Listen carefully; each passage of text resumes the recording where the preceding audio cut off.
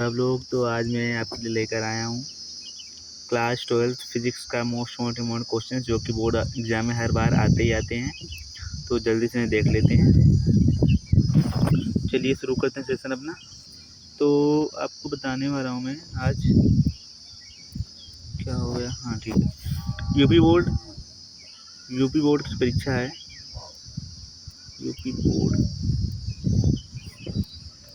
Okay, ये board की परीक्षा है। उसमें जो कक्षा 12 भौतिक विज्ञान के 2022 में, 23 में, 24 में, 25 में की सभी सेट, जैसे 346 BS हो गया, 346 BY हो गया, 346 GC हो गया, 346 GFS, FX और FY, JS, JT, JU का विस्तृत विश्लेषण करने प्राप्त आंकड़ों के अनुसार सबसे अधिक बार दोहराए गए प्रश्नों की सूची और उनके जन विवरण नीचे दिए गए हैं। तो आपको दिखाने वाला हूँ। देखिए क्वेश्चंस। इसे सर्वाधिक दोहराए गए से कम दोहराए गए क्रम में व्यक्त किया गया है। पहले हम देखेंगे जो सर्वाधिक बार दोहराए गए हैं, उसके बाद देखेंगे कम दोहराए गए हैं, जो मतलब क्रम से लाइन से देखते चलेंगे। पहले देखेंगे जो सबसे ज़्यादा जो क्वेश्चन आए हैं, बार बार जो क्वेश्चन रिपीट होते ही हैं, तो उन्हें देख लेते हैं पहले। तो क्या मामला है इसमें,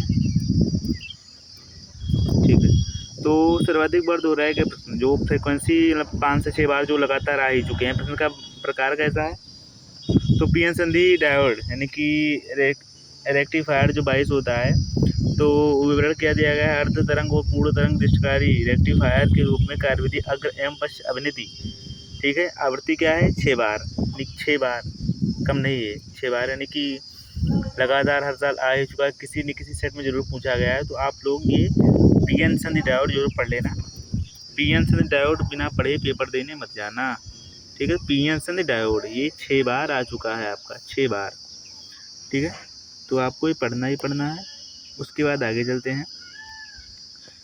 तो चलते हैं आगे। जैसे सर्वाधिक बार दोहराएगा 5-6 बार आपका ये पीएन संधि डायोड में आपको मैं बताया था अर्ध तरंग पूर्ण तरंग। अर्ध तरंग ठीक है, अगर पश्चिम वाला पश्चिमी वाला हो गया है आपका, ठीक है। ये वाला ऊपर वाला जो है वो हो गया आपका। आपको प्रत्यावर्ती धारा परपथ जो एसी सर्किट्स हैं, इसमें LCR परपथ श्रेणी परपथ में प्रतिबाधा यानी कि इम्पेडेंस, अनुनाद रेजोनेंस और धारा का वर्ग माध्य मूल यानी कि RMS जो है 6 बार ये भी आ चुका है। बहुत ज़्यादा इम्पोर्टेंट है, आप लोग इसे पढ़ लीजिएगा, ठीक है। गाउस का नियम उसके बाद ये बार बार आता है, इसे पढ़ना बहुत ज़रूरी है। 5 बार आ चुका है, पढ़ लेना।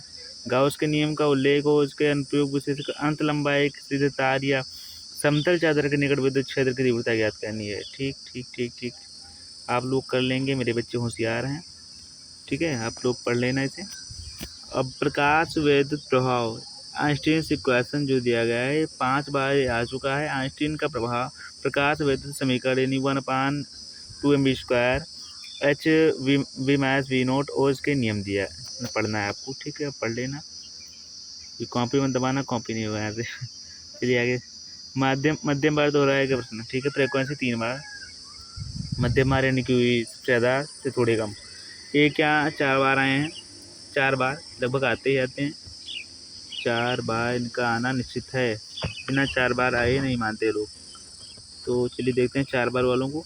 तो ये 4 बार आते हैं। तो प्रश्न का प्रकार कैसा है, तो विवरण दिया गया है और आवृत्ति दी गई है। प्रकार कैसा है, प्रश्न का प्रकार किरचॉफ के नियम, किरचॉफ्स लॉ। विवरण कैसा है, 4 बार आ चुका है। विद्युत परिपथ के लिए किरचॉफ के दोनों नियमों धारा और वोल्टा नियम का स्पष्टीकरण, ठीक। रदरफोर्ड का प्रकरण मॉडल अल्फा प्रकरण, रदरफोर्ड का अल्फा कण प्रकरण प्रयोग और उनके मॉडल की कमियां, ये भी 4 बार आ चुका है, पढ़ लेना अच्छे से। हाइगन्स का तरंग सिद्धांत, हाइगन्स प्रिंसिपल, और ये 3 बार आ चुका है। द्वितीयक तरंगिकाओं का सिद्धांत और इसके आधार पर परावर्तन या अपवर्तन की व्याख्या करनी है आपको, ठीक है। इसके बाद है आपका बायो-सेवर्ट का एम्पियर का नियम जो है, धारावाही चालक के कारण चुंबकीय क्षेत्र की गणना करनी है। 3 बार ये क्वेश्चन रिपीट हो चुका है। फिर डी ब्रोगली तरंग दैर्ध्य, डी ब्रोगली वेवलेंथ है, द्रव्य की तरंगों की अवधारणा, और लैम्डा बराबर होता है जापान पी का सूत्र। एच क्या होता है, पी क्या होता है, एम बी होता है, एम बी, ठीक है। पी क्या होता है, एम बी होता है, ओके। ये 3 बार आ चुका है।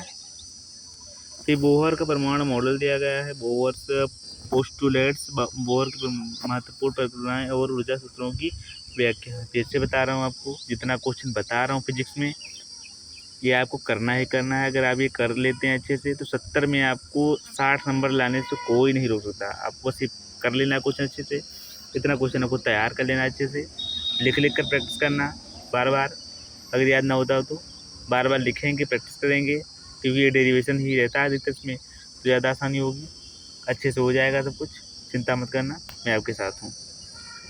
चलिए देखते हैं और आगे। कम बार दोहराया गया प्रश्न, फ्रीक्वेंसी 2 बार जो है। प्रश्न का प्रकार कैसा है, रोटेशन सेतु और विभवमापी दिया गया है। पोटेंशियोमीटर है, पोटेंशियोमीटर है। विवरण क्या है, रोटेशन सेतु का सिद्धांत और विभवमापी की सुग्राह्यता। आवर्ती 2 बार, ठीक है। अब इसी से नीचे चलेंगे हम, उतना बार जो बार लगा है वो कम होता जाएगा। स्वप्रेरण और अन्योन्य प्रेरण, इसमें एक हेनरी की परिभाषा और स्वप्रेरण गुणांक के मात्रक 2 बार, ठीक है। ठोस में ऊर्जा बैंड क्या है, एनर्जी बैंड। तो ऊर्जा बैंड के आधार पर चालक, अचालक और अर्धचालक का वेरीकरण 2 बार। प्रिज्म क्या है, प्रिज्म इसमें दिया गया है। प्रिज्म पर आधारित क्वेश्चन आप पढ़ लेना अच्छे से, प्रिज्म पर आधारित क्वेश्चन हर बार जरूर आता है, तो इसमें 2 बार ये आएगा, आप पढ़ लेना इसे।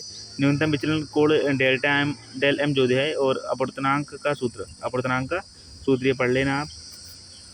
समस्थानिक को संभारी के तो हर बार आता है, मेरे में भी आया था। परिभाषा उदाहरण, ठीक है, 2 बार आता है, 2 बार आ चुका है, पढ़ लेना इसे। केवल एक बार, सिंगल बार जो क्वेश्चन आ चुके हैं उन्हें पढ़ लेना, लेकिन इम्पोर्टेंट है फिर भी ये, इन्हें पढ़ना जरूरी है।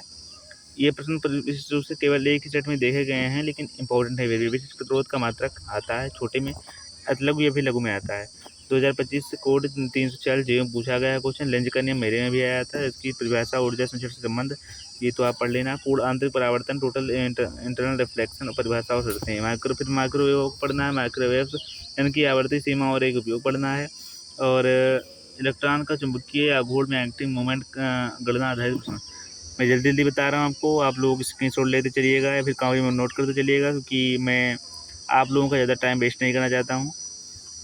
तो चलिए देखते हैं। रेल की पटरी का प्रेरित विद्युत वाहक बल इंड्यूस्ड यहाँ पर रेल ट्रैक पर ट्रेन की गति से संबंधित संख्यात्मक प्रश्न दिया गया है। फिर है रेल की पटरी का प्रेरित विद्युत वाहक बल इंड्यूस्ड EMF रेल ट्रैक पर ट्रेन की गति से संबंधित संख्यात्मक प्रश्न।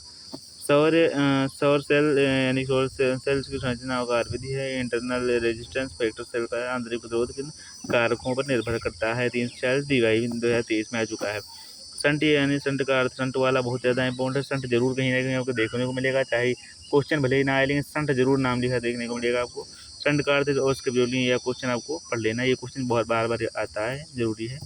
ध्रुवण कोड आपको पढ़ना है, ध्रुवण कोड की परिभाषा आती है, बस और कुछ नहीं आता। सुझाव क्या आपको दिया गया है, सुझाव आपको ये दिया गया है, यदि आप बोर्ड परीक्षा की तैयारी कर रहे हैं, किसकी, बोर्ड परीक्षा की, तो सबसे पहले पीएन डायोड, ये वाला पीएन डायोड आपको पढ़ना है, गाउस का नियम पढ़ना है, और प्रतिरोध धारा LCR परिपथ पढ़ना है। LCR परिपथ वाले प्रश्नों को जब पक्का करें कि इनके आने की संभावना 90% है।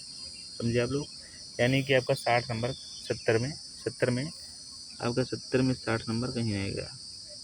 70 का अगर पूर्णांक है तो आपका 60 नंबर आएगा। तो आपको इतना पढ़ लेना है। और उसके बाद मैं आपके लिए वो सेशन ला रहा हूँ जल्द से जल्द। मैं सोच रहा हूँ कि आपके लिए केमिस्ट्री, फिजिक्स, बायोलॉजी सबका सेशन जल्द से जल्द लेकर आऊँ, कि आपको कोई प्रॉब्लम ना हो। ये आप लोग स्क्रीनशॉट लिए होंगे, ठीक है, या फिर नोट कर लेना आप लोग इसे चलाकर वीडियो। ओके स्टूडेंट्स, ठीक है, चलते हैं, मिलते हैं अगली वीडियो में। चैनल सब्सक्राइब कर लेना और वीडियो को लाइक कर देना। कमेंट में बताना कि अगली वीडियो की टॉपिक पर चाहिए, मैं आपको उसी टॉपिक पर वीडियो देता रहूँगा। तो आशा है वीडियो अच्छी लगी होगी, तो जाकर ये सब नोट कर लेना और अच्छे से जाकर पढ़ाई कर लेना, बिल्कुल अच्छे से रट डालना, छोड़ना मत कुछ, ठीक है। जितना बताया उसमें तो कुछ छोड़ना, 60 नंबर पक्का है आपका, ये मान के चलिए, ठीक है। चलिए मिलते हैं अगली वीडियो में, धन्यवाद।